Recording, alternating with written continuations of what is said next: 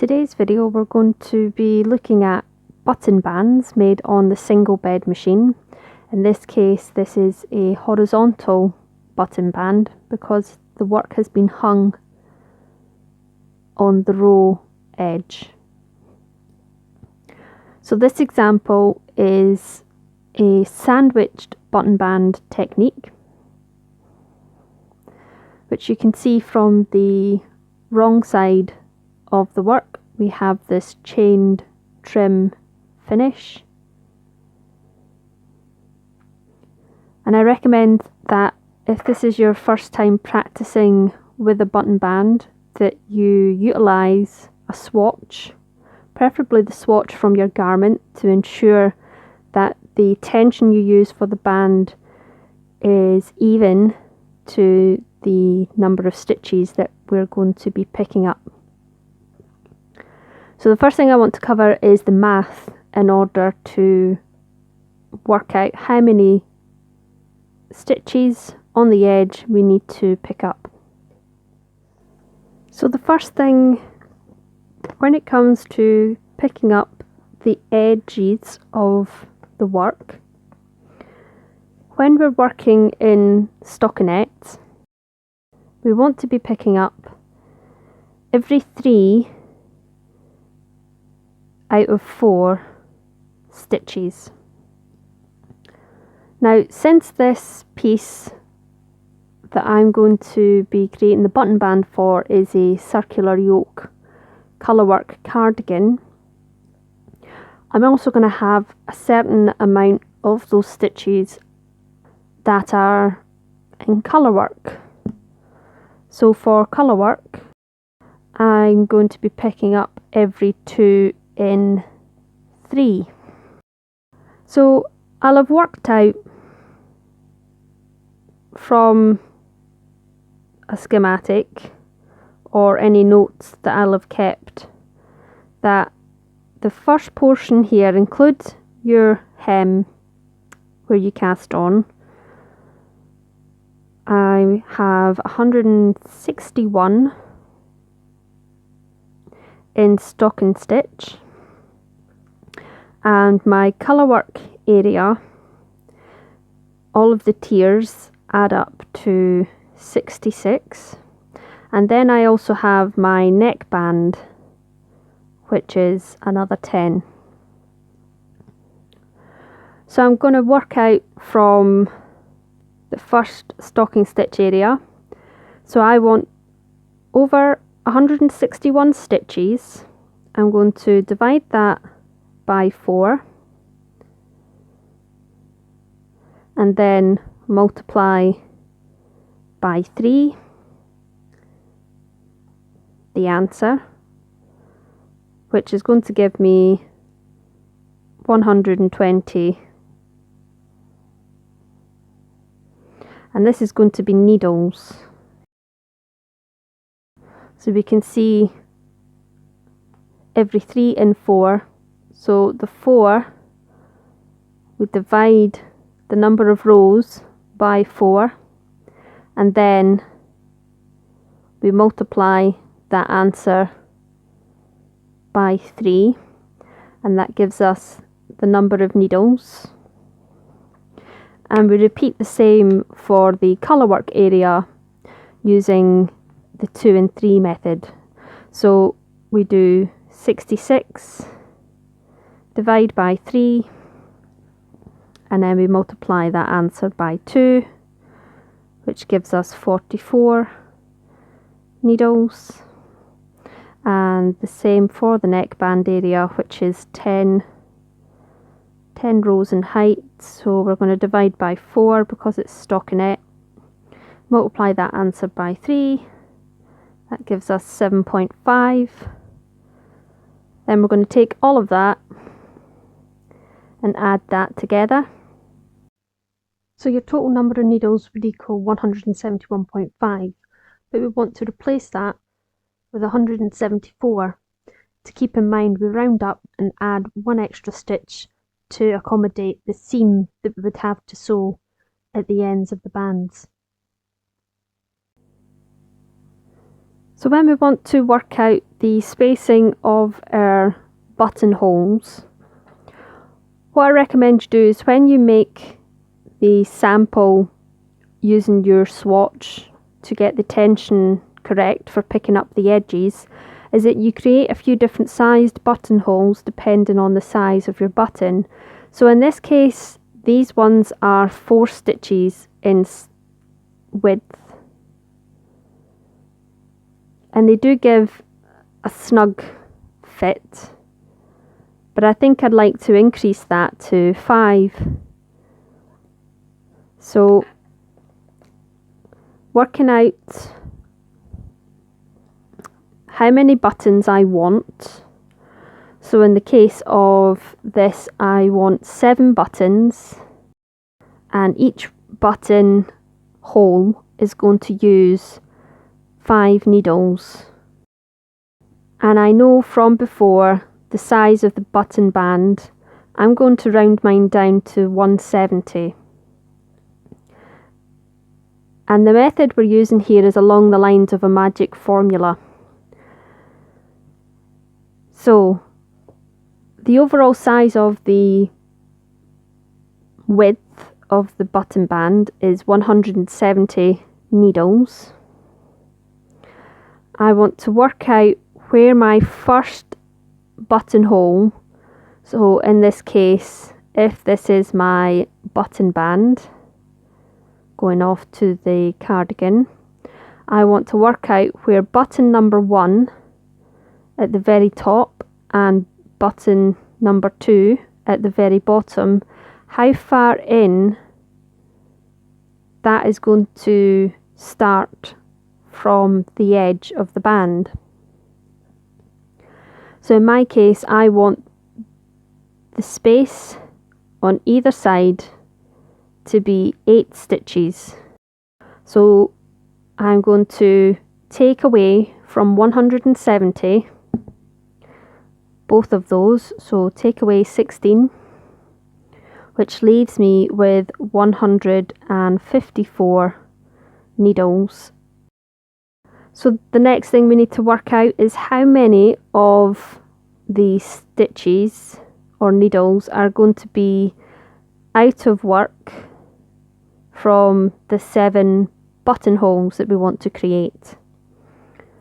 So I need to take the 7 buttons, multiply that by 5, which is the needles, and that is going to give me 35.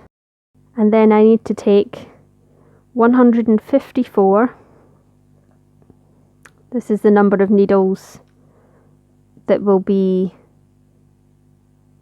the area where the buttonholes are going to fit, and I'm going to take away 35 because that's the number of needles that each of the 7 buttonholes will cover. Then I need to take the number of buttonholes, in this case is 7, and subtract that by 1, and then we're going to take the number of working needles left, in this case is 119, and we're going to divide that by 6, which gives us 19 and remainder of 5. And this remainder number you can just evenly spread into the beginning top and bottom sides. So here this would then go to say 10, and this might go to 11. So now we know for the button band, which is 170 needles in work, that we are going to have spaced 5 needles and then 19. So the 5 is going to be our buttonhole, and the 19 is going to be the space. And keep in mind that you're going to have the 10 and then 5 needles for your buttonhole, 19 needles space, 5 needles for the buttonhole, all the way over until you have the 7 that you require, and that is going to be your setup when it comes to making your band. So let's get on and do some knitting. So I know that I need to bring out 170 needles for my button band width. So that is 85 left and right. And then I want to cast on. Now my preferred method when doing this is to use a cast on rag. So you'll need a cast on rag and some ravel cord, which I have here stored on one of these bobbins, and I know that I'm going to have enough length on that. So I'm going to open all of my latches and hang the cast on rag.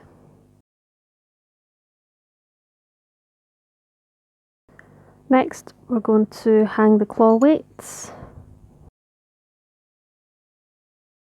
Turn our carriage tension all the way up to 10.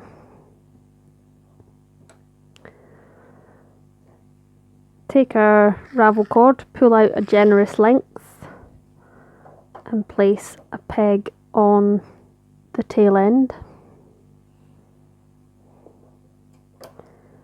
Threading the carriage, we're going to knit across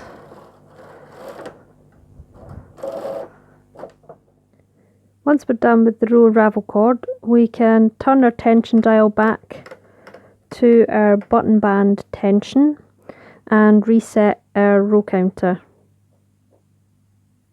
ready to start knitting the band. So before we start knitting the plain band, just figure out how many rows from casting on you want to do, then the placement of your buttonholes, and then the rest of the rows until your turning point. Now in this example, I'm not going to be doing the picot edge. I'm going to be using a garter turn in order to create an edge that will fold flat. And I need to make sure that I place this buttonhole a little bit further into the centre.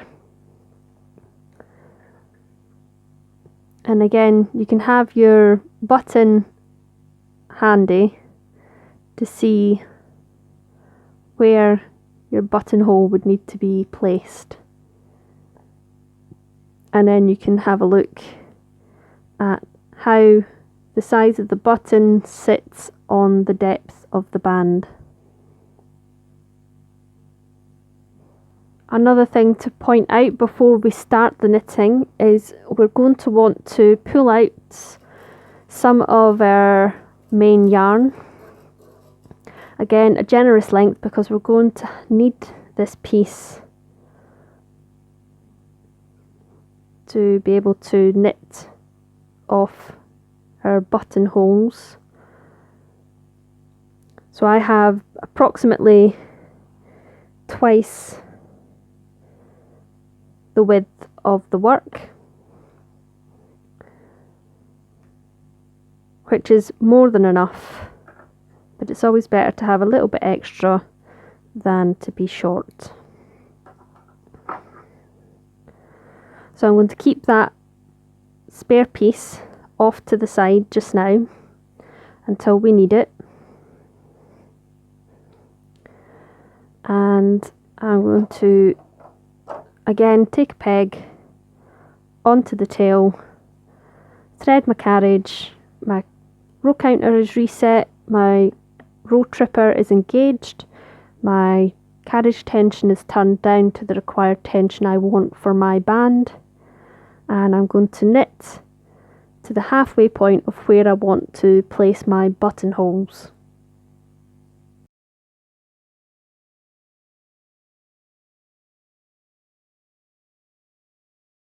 So I'm at the halfway point of where I want to place my buttonholes, and I'm going to be taking a contrast ravel cord, or you can use a contrast thread of yarn, and we're going to be marking out the placement of our buttonholes. from the math that we did earlier. So I know that for the top of my bottom band, I need 10 needles, and at the bottom of my bottom band, I need 11 needles. So I'm counting over 11 needles. I'm just going to bring that forward slightly, not enough to push the stitch behind the latch. And then I know I need to place my first buttonhole. So we're going to pull out the length of the contrast cord, place a peg on the end, and after this needle that we've pulled forward slightly, the next 5 needles are going to be our buttonhole. So we are going to pull these all the way forward. We can put that 11th needle back to working position. And then I know I have a space of 19 needles. So count over, pull forward slightly the 19th needle, and the next 5 are going to be a buttonhole. And you're going to continue this all the way across the bed. So once you have all of your needles pulled out for your buttonholes, you can go ahead and count the groups, and it should correlate to the number of buttonholes you want, which in my case is 7. We're going to come in with the contrast cord, lay it over some of the buttonhole needles, and we're going to knit these needles through so that the stitches are held on the cord, and repeat that for all of the needles where there will be buttonholes. Just stretching the strand over the gap between, making sure not to pull it too tight. We can now knit the other half of the band, and then we'll be ready to do the turning row, which in my case I'm going to be using the garter bar. So now we're ready to do the turning row. Now you can decide whether or not you want to use a larger stitch, in which case you can turn your stitch dial up by 2 to 3 numbers, or whether you want to use your garter bar to turn the work to knit one row in reverse. So in my case I'm going to be using the garter bar, and I'm just setting it up here so that it will reach the full width of the work. Now when we're wanting to use the garter bar, we want to take into consideration which way we're going to be placing it onto the needles, so that when we flip the work we can hang it correctly. So when we rehang the work, we want to ensure that the grooves in the prongs would be downwards. So when we're ready to take the work off of the machine, I'm going to have the grooves facing me first. Now before we turn the work, because this is quite a wide piece that I'm working on, I'm going to unthread my carriage, and I'm going to remove the carriage from the side of the machine and place it back on the other side. If your work isn't as wide, you can unthread the carriage, do a free pass, in which case Knitmaster users, we use this button on the top. We flick it to the side, which allows the top of the carriage to release. Brother users, whilst your needles are in B position, you can push in the right part button, and we'll also want to disengage our row counter, which on this machine is at the back. your row counter may be on the very back of the carriage, so that that pass of the carriage doesn't mess up your row count. So we're now ready to turn our work using the garter bar, and keep in mind that we want to have the grooves at the base of the prong facing us. I'm going to bring out all of the needles, holding the work at the front of the machine, pulling the needles all the way out. That way, all of your latches should be open. If some of them aren't, then you can run along with your card tool to open any of them. So again, grooves facing me. I'm going to hang the eyelets on the garter bar into the hooks of the needles, and I'm just running my fingers on the underside to make sure that each needle is engaged with a prong on the bar. Then what I like to do, particularly with this yarn, since it is a stranded yarn, meaning there are 4 different threads put together, is I like to come in and close the latches before the next step.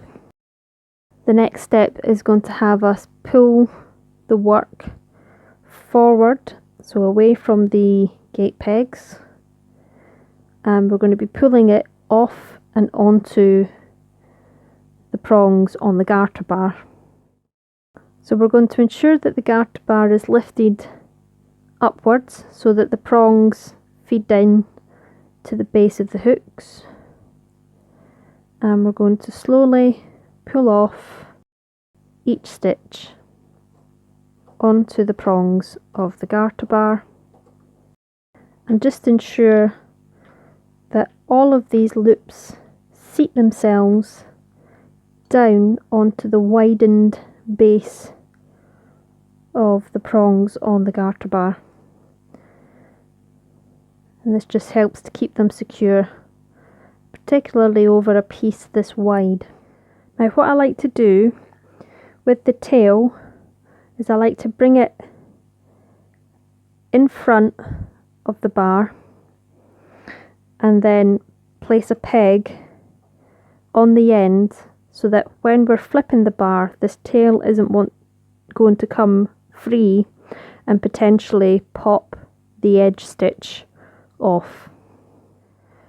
So our live stitches are on the garter bar now, and I've just left it hanging in the hooks of the needles.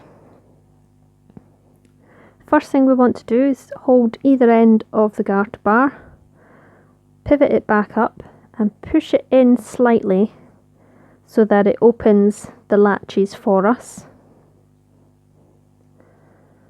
We're going to reposition our hands into the center points, and we're going to lift the work off of the machine. Now you can decide before this point whether or not you want to remove the weights, depending on any issues you may have with your wrists. And then we're going to flip the work. So I normally like to keep a hold of the center here and just twist it over the machine, and you can see this peg has done a very good job at keeping control of this end tail. So at this point you can see where the end tail comes from. I'm going to keep that looped around the first leg of the peg, and then we want to come in and locate the grooves in the bar to the fronts of the hooks on the needles.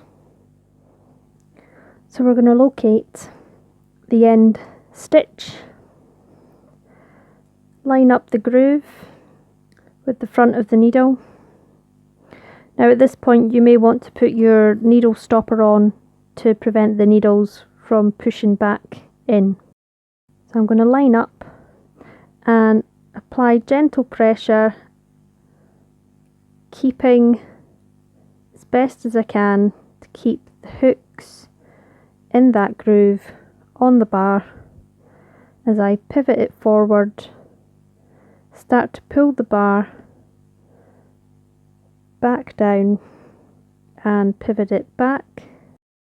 And at this point I can have a look along and see that all of the needles have caught. And if there's only a few, you could use your single prong tool or a small pick tool like this to catch those strands and lay them into the hooks. In my case, quite a few of them haven't seated properly at the far end, so I'm just going to make sure all the latches have stayed open. I'm going to pivot it back up, lift it away and reset myself, so ensuring all of the needles have even pressure. You may find on a wide piece like this you may need a few goes. So we can see there's a few here just towards the left hand side of the centre that haven't quite picked up all of the strands. So I'm just going to come in with my pick tool and lift that up into the hooks of the needles, just ensuring that all of the strands are seated correctly. So take a little bit of time, don't rush it, because this isn't going anywhere at the moment. I'm not holding on to it.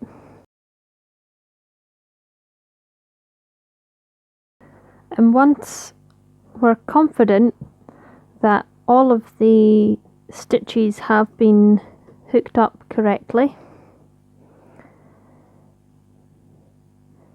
we can go ahead and pivot the garter bar so that the prongs face towards us, and slowly push down from one end to release the prongs through the stitches, avoiding getting caught on the hooks of the needles.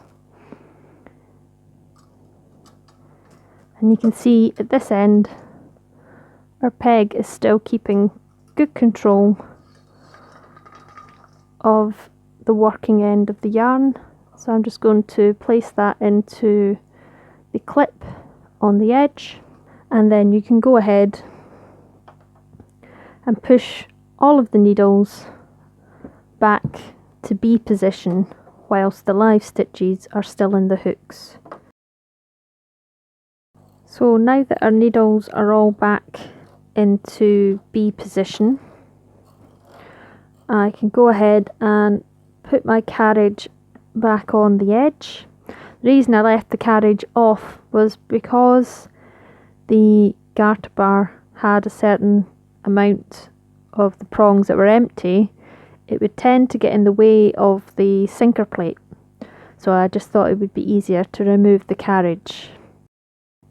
So I'm going to pull the yarn out of the little clip on the side, ensure that stitch hasn't become too large, and then rethread the carriage and knit one row.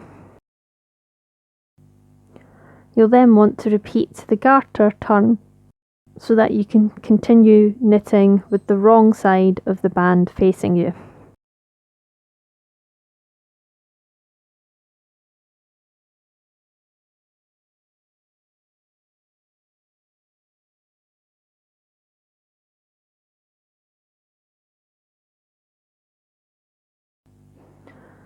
So we completed our second garter turn, so that we now have the wrong side of the work facing us again.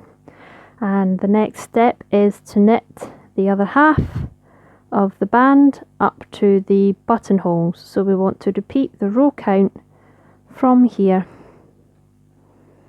and then we'll come in and show what we need to do for the buttonholes.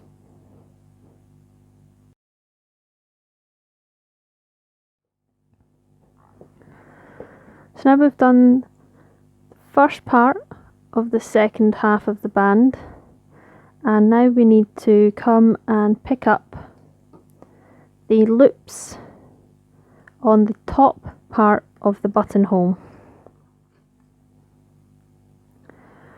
So we're going to count in from the edge. We know that we had done the number of needles.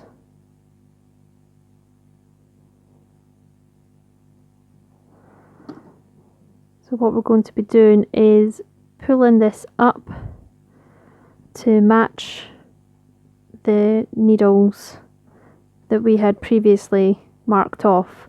Now, because we're going to be lifting the piece up, you might find that you'll have more control over your fabric if you rehang your claw weights to the back, only engaging into the top part of the fabric.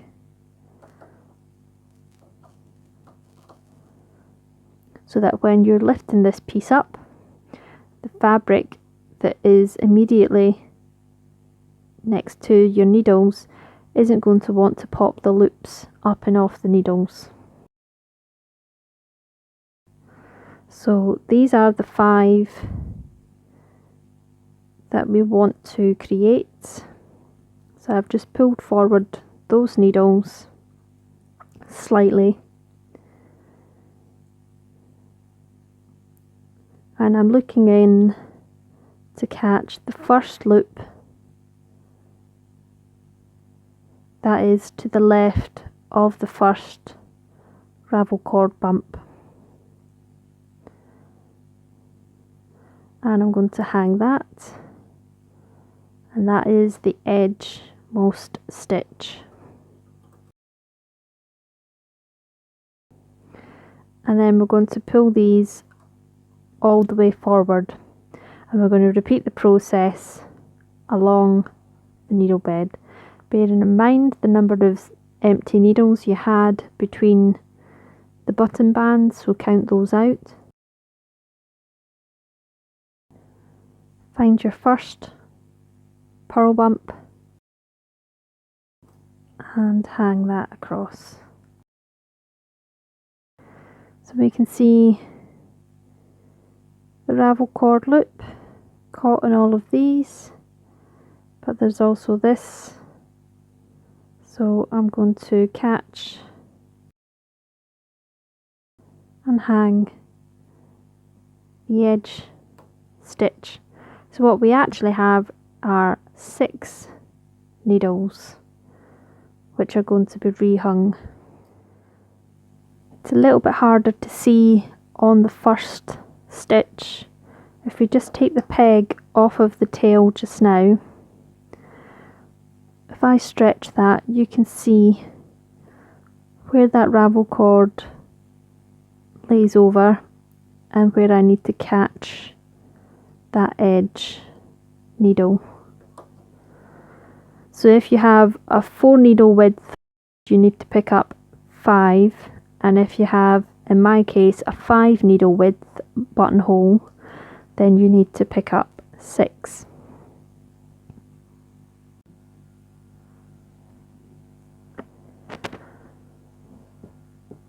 So again, just to go over this, we can see where the 5 loops of the ravel cord are.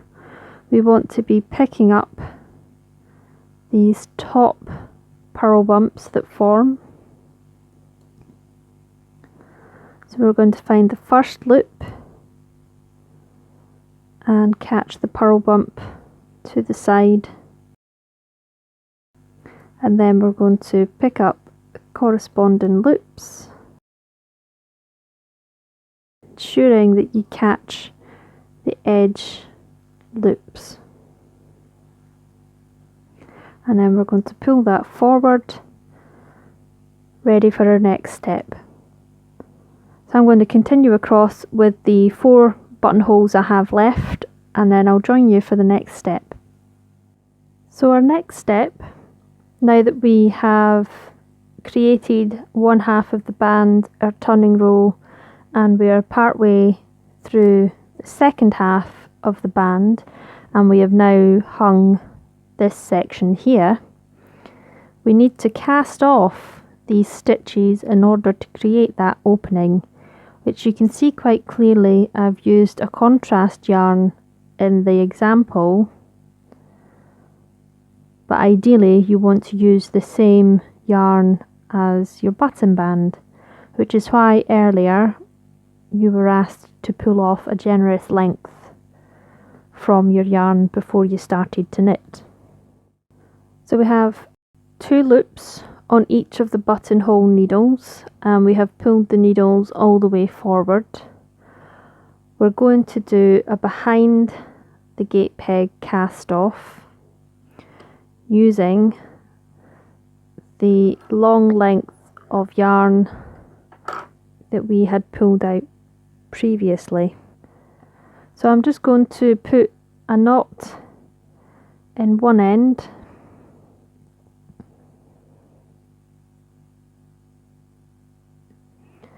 lay that into the hook of the first needle,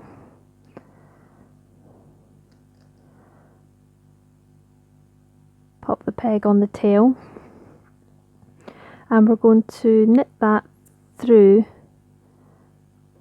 both of these loops, and then we're going to take that manually knitted stitch behind the gate peg into the hook of the second needle and manually knit that through.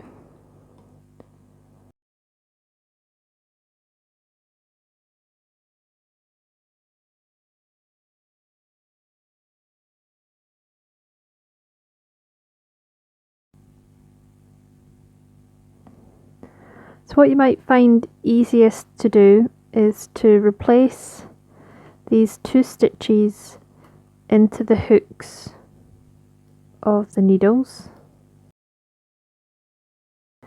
And the first stitch, we're going to lay our yarn in, manually knit that stitch back, ensuring to keep enough, just a little bit of slack in here. Take that first stitch behind the gate peg,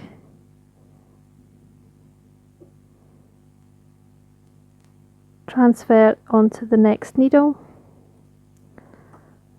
pull that needle out, manually knit. Now at this point you may wish to close the latch by hand, which in my case makes it a lot easier using this multi-stranded yarn.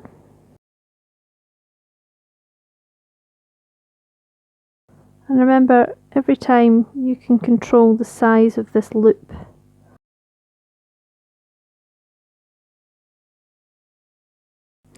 Until you've bound off your 5 needles.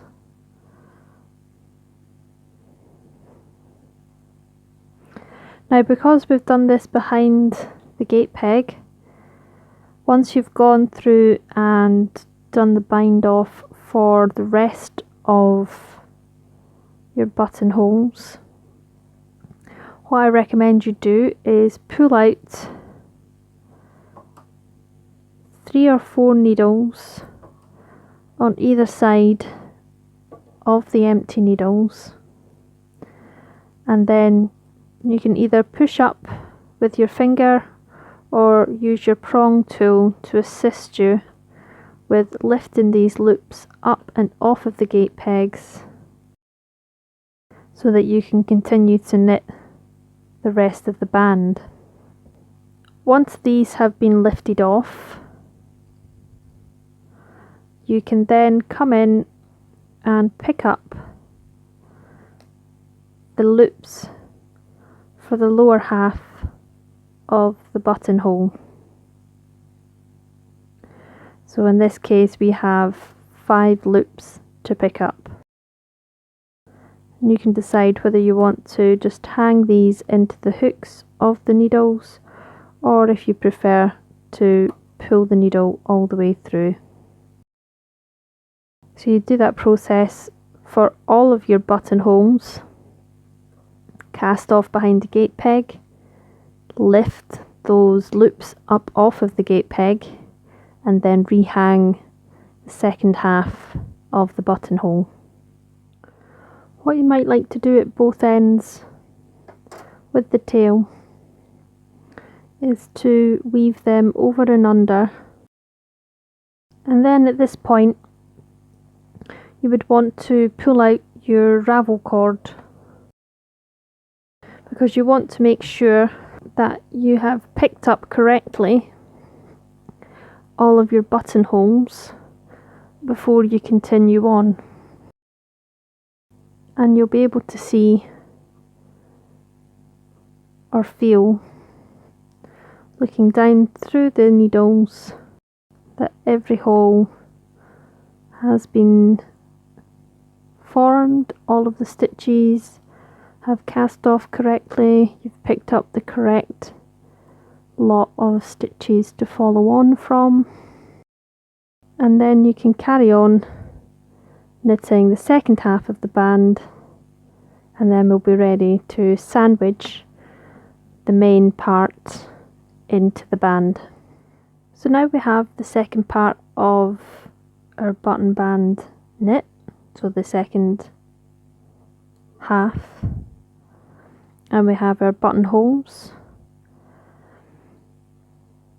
Now you can decide the technique that I'm going to do, which sandwiches the garment in to both of the bands, or both halves of the band. You can take this off on waste yarn and use your linker if you're comfortable with doing that. You can hang this up and then hang the garment, and then do a loop through loop cast off. Now when I want to add the button band, what I've done is I've rolled up my garment with the right side out, and this is the side that I've decided to put my band onto. So what I'm going to do is reach through with my 2-prong tool on the edge and lay that onto these needles here, and then go to the other end and reach through both halves of the band, and we're just going to gradually feed in evenly, making sure to pick up the same column of stitches on the edge. So you may have to unroll the work slightly as you lay it on. Once you've selected your needles, you'll want to come in to the back. So you may want to go underneath with your right hand and pull the next lot of working needles forward so that you can see them with your transfer tool.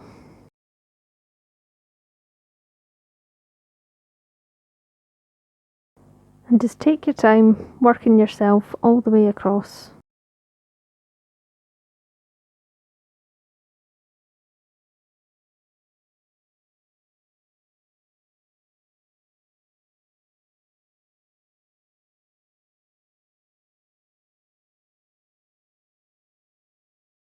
Once you've placed all of the garment edge stitches onto the needles, you can then come in where your ravel cord and cast on rag is,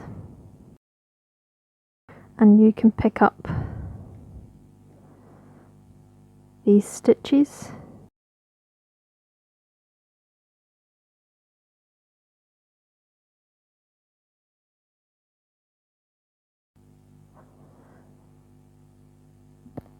So once we've hung all of the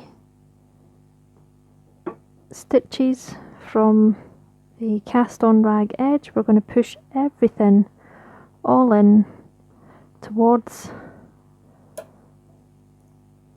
the sinker posts. We're then going to unthread our carriage, and we're just pulling through some slack yarn. What we want to do is lay this into the hooks of the needles. Just ensure that all of your latches are open, and then we're going to come in with our card, close these latches over the working yarn, starting at the end where the carriage, the thread was. We're just going to slowly push back all of the needles, and then we're going to manually knit through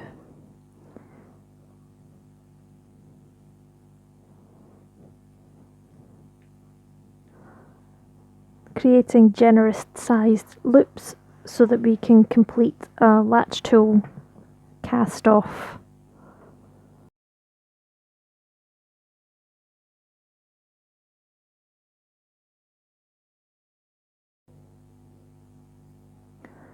So now that we have the loops all created, we can pull all of the needles forward,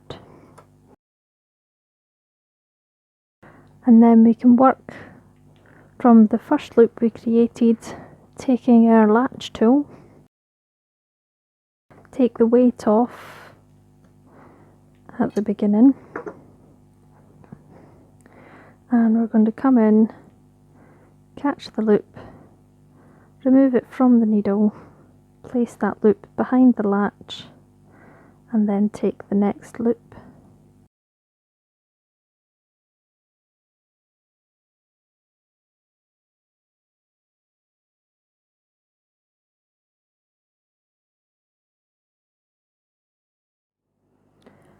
So when you're finished binding off, you can remove the ravel cord and the cast on rags now.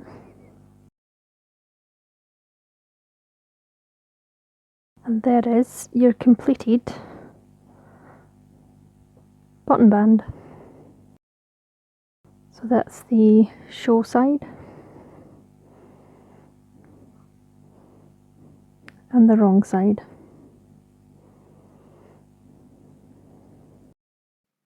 Don't forget to subscribe and hit the thumbs up button if you enjoyed this video. Feel free to leave a comment, and until the next time, you've been watching Button Mouse the Wee Machine Knitter.